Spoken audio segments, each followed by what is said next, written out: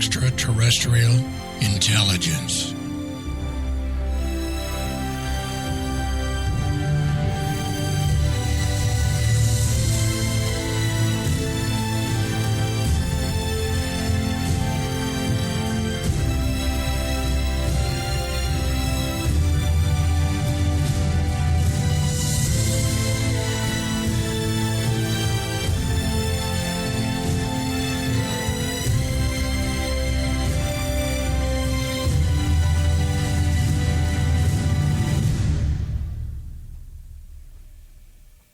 Chapter 15. Sam thought he heard his name being called, but he wasn't quite sure. "Sam, come on, last call for dinner," Marion shouted. Half awake, groggy, Sam lifted his head off the pillow and looked out his window. It was dark, well into night. He glanced at his clock, 6:45. Sam sat up and swung his leaden legs onto the floor. He yawned and stretched and stared at his equipment. No pilot lights were shining, other than the blinking power lamps of his SETI equipment cluster. The computer was silent. The monitor display was rock steady. Nothing had been detected. There were no deviations from the straight-line graph plots. As Sam started to stand, his telephone rang. He fell back onto his bed and reached awkwardly for the phone on his nightstand. "Hello," he said. Sam listened. His eyes closed. Suddenly, they popped open, and he sat up in bed. "Yeah? What? Hello? Oh, Lisa. Yeah, hi." Below, Marion opened the kitchen window and yelled for Sam again. "This is it, Sam. No food unless you're down here in 30 seconds, she shouted. Sam turned his concentration away from Marion and back to the telephone conversation with a cute, red-headed girl who always seemed to pay close attention to him. He had paid attention to her as well. "My aunt's calling me for dinner now, but I guess I could. Sure. Oh, 15? No, maybe 30 minutes, okay?" He was now wide awake, refreshed, and excited. "Okay, see you in a bit." Sam jumped out of bed and ran to the door. As he opened it, he could see Marion moving around the kitchen sink. "Aunt Marion, I won't be eating here tonight," he called out. Lisa lived 10 minutes away from the Alexander house, but what a difference 10 minutes made. Her home was at the far edge boundary of the Los Robles High School district in the wealthier section of town. Sam wasn't sure what Lisa's father did for a living, but he surmised that it was something that made a family like hers a good hunk of change. As he drove down the dark street, he struggled to see the house numbers. He liked Lisa. She was smart, cute, and friendly. Sam pulled up to her well-lighted house and shut off the engine of his Jeep. He looked in the mirror one more time and reached into the glove compartment and found a small bottle of spicy cologne, a dab or two, and he was ready. By the time Sam approached Lisa's door, she had opened it. "Okay, I'm ready. Let's go," she said. Sam waited for Lisa to bound down 2 stairs from the front porch and join him in the front of the house. They turned and walked away silently to the curb. "Boy, this is some surprise," Sam said. He opened the passenger door. Lisa stepped inside and sat. She was wearing a pair of white jeans and a thin, loose-fitting aquamarine shirt. Her red hair bounced off the top of her collar. Sam thought that she looked fantastic. She had a small frame and blazing green eyes, and her smile, when it flashed, Sam could feel his legs grow weak. She smelled good, felt good, when she brushed against him on the way to the passenger seat. "Let's go," Sam said cheerfully. He closed the door and walked around to the other side of his Jeep. He took a deep breath and exhaled rapidly. Wow. Sam got in and started the Jeep and fastened his seatbelt. He stared at Lisa for a moment. He had always liked what he had seen when he saw her at school, but now he was captivated. This is a surprise, Sam said again. Yeah, I thought maybe pizza and a little help from you on my math homework would mix nicely, she replied. Absolutely. Sam continued to stare into those big green eyes. From what I've heard in class, I think you might know more calculus than I do. I don't know about that. Well, I do, Lisa said. Sam put the transmission into drive. Ready? She nodded. Sam drove a little bit more slowly and straighter in posture than normal. A few awkward silent moments went by. Why don't we have some tunes and turn on the radio? Sam said. Lisa looked down at the dashboard, then at the stack of radios to her left, all of them which were on, and the frequency displays glowed in various shades of brown, green, and yellow and red. She had no idea which radio dial she should turn. Which one? The pizza had long been cleared from the table. Lisa stared out the window next to the booth, watching the traffic and the twinkling lights along the street in front of the Pizza Hut. She was either bored or just enjoying being with him. Sam was sure it was the latter. It was. He pretended to be drinking his Coke as he watched Lisa out the corner of his eye. A young waitress in a gingham shirt and jeans stepped to the table, pulled out her check order book. So, guys, any dessert tonight? No, thanks, not for me. Sam replied in kind. No, I don't think for me either. Maybe another Coke. He looked at Lisa. She shook her head. Okay, the waitress left. As she did, their eyes locked. Lisa cocked her head and crinkled her brow. You know, of course, we didn't do much math tonight. Sam said, I wouldn't have done much math tonight anyway. I tell you what, we can carefully compute the bill when the waitress brings it over. Sam, tonight is the most I've ever heard you talk. I mean, in class, you don't say much. You're usually hanging around with your friends. Sam twirled his straw in his drink. I guess I do, but I've noticed you around school, in class, he chuckled. I guess I just haven't had the guts to say hello. Or call you on the phone, Sam replied quickly. But I'm glad sure you did. Several more seconds of silence passed. Sam thought there was nothing wrong with that. Chattering away like a magpie just didn't seem appropriate at the moment. Silence was preferable. Just being with Lisa now and enjoying her presence was enough. Sam, Lisa said, that was a creative line you gave Timmerman the other day.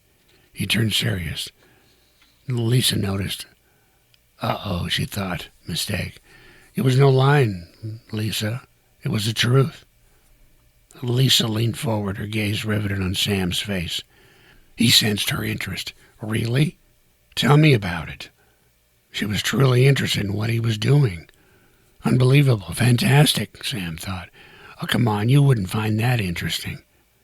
How the hell do you know that? Maybe I would. I mean, you find it interesting and important enough to miss school, right? Oh, so you noticed I wasn't in class today. Yes, I did, and so did Timmerman. Sam's face dropped a bit. I know, my aunt said that school called. Your aunt? Why, I live with my aunt and my uncle. Lisa thought for an instant and decided not to explore the question. So tell me more. Sam looked away, then back at Lisa. He tried to think of a clever, clear way to explain what he was doing, why he was doing it, so Lisa wouldn't think he was a geek or nerd or worse. He reached over to the corner of the table and grabbed a salt shaker. He took out the cap and poured the salt in a neat pile in the middle of the table. Lisa watched him carefully, confusion in her expression. Sam, Lisa said, trying to penetrate Sam's concentration. He finally finished and looked up at Lisa again. Okay, ready? She shrugged. She shrugged. Let's pretend this is the Milky Way, our galaxy. Lisa blocked out all in-restaurant noise and distraction. To her, this started to sound interesting. Again, Sam sensed the interest. He was somewhat astonished, but felt for the first time that there was a soulmate sitting in front of him, someone who might be truly interested in his driving passion. Sam continued, "Let's further pretend that each of these grains of salt is a star or sun in the Milky Way," he continued. "Let's say there are 400 billion grains of stars down here, and some of them may have planets like ours, rotating around an estimated 10,000 or so suns. Planets or planetary disk material, depending upon the age of the sun or the solar system. And for argument's sake, let's further say that some of those planets may have intelligent, advanced civilizations living on them." Sam took a deep breath. "Now, a guy named Frank Drake, a scientist who's been in the field of astronomy, trying to find these planets with intelligent, advanced civilizations. And he's come up with an equation to determine and make an educated and estimated guess on how many exist. Using abbreviated version of that equation, let's just say that of those 400 billion stars with planets that contain advanced civilizations with people like us?" Lisa asked. "Or similar?" He spoke more quietly and with more intensity. "Lisa, the point is that there may be 100 billion salt shakers or galaxies like this. That's 10 billion trillion stars in all. The odds are tremendous that planets around a small percentage of those stars may send out a radio or TV signal like we do. The electromagnetic spectrum that includes light and sound and radio frequencies is common throughout the universe." Sam took a deep breath and leaned forward, his elbows and arms now on the salt. "Lisa, I want to be the first human ever to receive a signal from one of those radio or TV broadcasts from a race of beings, intelligent beings, outside of our solar system, beyond Jupiter and Saturn and Neptune. Sam, don't you think maybe the government, space people, are doing the same thing?" Lisa asked suspiciously. Sam sat up again. He had considered that question many times, and he knew the answer. They have multi-million channel receivers and huge dishes and large budgets, but they aren't concentrating on the frequencies I am. They don't have the special circuitry I've designed just for this purpose." He paused for a minute. "You think I'm nuts?" "No, I think you're cute." He laughed and froze. His beeper began to beep wildly, and the rapid emergency signal repeating over and over. Sam lifted it from his belt buckle and looked at it before recycling the switch. Lisa was surprised. "What's that all about?" "I have a beep alarm system tied into my SETI equipment. Let's go now. The stars are calling us." Sam's fingers rested on the keyboard of his computer. He tapped a command into the central processing unit, and the graph structure of the monitor changed. The volume was on his main SETI receiver, tuned up high. Tape recorders turned, and disk drive systems made noise quietly and intermittently as data was downloaded and saved. The room lights were now turned off. Sam sat in the glow of green, yellow, and red light-emitting diodes. On the monitor, a message repeated and scrolled again and again. "Message to follow. Extraterrestrial origin." Lisa moved close to Sam and put her arm around his shoulders as she stared at the screen. "What's happening?" she asked. Sam turned, looked into Lisa's eyes. His face was no more than 6 inches away. "Something wonderful." Sam closed his eyes, moved slowly to her lips, and they kissed gently, then pulled away slowly. "I agree." This time, Lisa leaned toward Sam. They kissed again. The computer alarm beeped, and Sam turned his attention towards his equipment again. He tapped in more commands. The original graph with the straight line baseline continued to be retraced, this time, however, with a sharp spike, and the message remained the same. Message to follow. Message to follow. Message to follow. They're sending the same message over and over, repeating it constantly, Sam said. Who are they? Good question. Where are they? Sam reached up to a nearby bookshelf and pulled down a large star chart book in which he used a pair of his undershorts as a marker. He threw the undershorts down and turned red with embarrassment. Sorry about that, he said sheepishly. He then looked down at the British Astronomical Association star chart, Epoch 1950.0, near the red giant star Betelgeuse, near the prominent constellation Orion. He pointed to another constellation, marked Cetus, somewhere in here. At least that's where my Alpha satellite dish is pointed. Suddenly the louder, much clearer, raspy white noise, even louder, and warbling tone, filled the room. The original message now scrolled off the screen from its position under the graph. Here we go, Sam said. Lisa was wide-eyed and flushed with excitement. My God, I don't believe this. Is this another civilization talking to Earth? My God, oh my God, I can't stand it, she said. Letters began to form along the bottom third of the screen. Okay, let's go. The tone fluctuated in a pitch as the message began. Hello, continuation. Source in Cetus constellation. From planet, orbiting star designate as Tau Ceti. Right ascension, 1 hour, 44 minutes, 4 seconds. Declination at minus 15 degrees, 56 minutes, 15 seconds.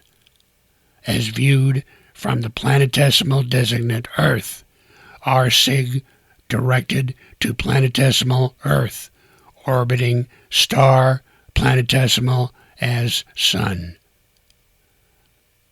Lisa turned to Sam. I don't understand, Sam. What does all that mean? Sam picked up the star chart and looked closely at the constellation Cetus again. He moved his finger along the white chart, covered with minute black dots, precisely placed and identified until he found the star Tau Ceti. It means this message is being transmitted, or should I say was transmitted, from a civilization on a planet circling Tau Ceti, their star, like our sun, 11.8 light years from planet Earth. Sam looked at the screen again. I'm familiar with this star, Lisa. It was considered a good candidate 28 years ago. The warbling sound stopped for a few moments, and the message held. Sam looked at his disk drive, which instantaneously began saving the data from the incoming message on the screen. He looked up at his recorder. The VU meters bounced across their scales as the audio from the transmission was faithfully being recorded. Thank the Lord, all of this is saving onto disc and tape, Sam thought, heaving a sigh of relief. The warbling tone began again. What's this? Are we repeating again? Or is this new stuff? Sam said rhetorically. New information began to flow on the screen. Designate as cipher code K6ZDQ. The blood drained from Sam's face. Lisa looked at Sam, then up at a large plaque containing call letters and his FCC amateur radio license. It read K6ZDQ. Sam? Sam held up his hand. He bit his lip. The message continued. Name designate Sam. Sam gasped. He began to shiver. My God, what is this? How? From his SIG attained at Tau Ceti, monitor, relay, slave. Signal received at our terminus repeater. Message received as follows. Sam's and Lisa's attention jumped from the computer screen to the receiver screen. They heard a crash of static, then background noise that is always there between signals or when signals are transmitted. Hash and noise. Then garbled and filtered and weak, as if being received from a station very distant. Sam heard human voices muffled, then suddenly in the clear. So back to you in New Zealand, Mac, again. The name here is Sam. I'm 6 years old, and I live in Pasadena, California. ZL1, WK, this is K6, ZDQ. Sam violently rolled his chair away from his equipment and jumped up and flung the chair aside. Lisa was scared, but not terrified. Sam, what was that? That little boy. Was that you, Sam? Sam stared at the monitor again. He was ashen, shaken and shaking. His eyes were large, his voice was weak. Lisa, my God, I sent that transmission in the 1970s. They know who I am. Maybe they know where I live. What do they want with me? I don't understand, Sam. What the hell is going on? Sam whispered.